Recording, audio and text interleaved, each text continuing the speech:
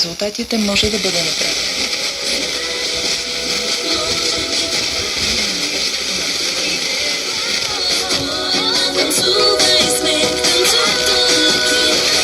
И във второ основно училище доктор.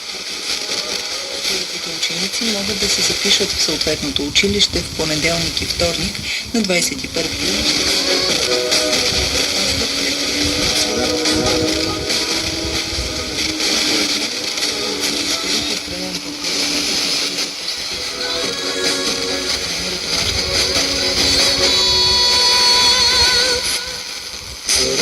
За клубовете за възрастни хора и за хора с увреждания,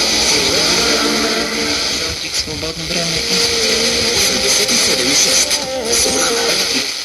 и обновена е площадката за игра на централната сграда на целодневната детска градина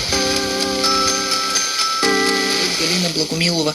По думите и цялостен ремонт на плочника не е правен повече от 20 години. Имахме желание да сложим поглъщаща настилка, за да са спазени всички изисквания за безопасност, но към момента финансовите възможности са такива, коментират. И парзалките на площадката в централната сграда също са освежени. С подкрепата на дарители е подновен пътят за играта,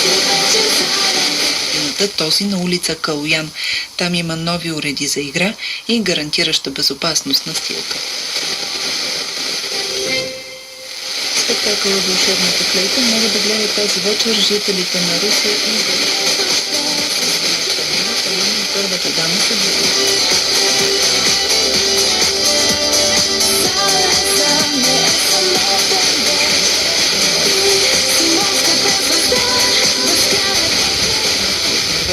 пристигат бившия солист на Русенската опера Стилиян Минчев. Ролите на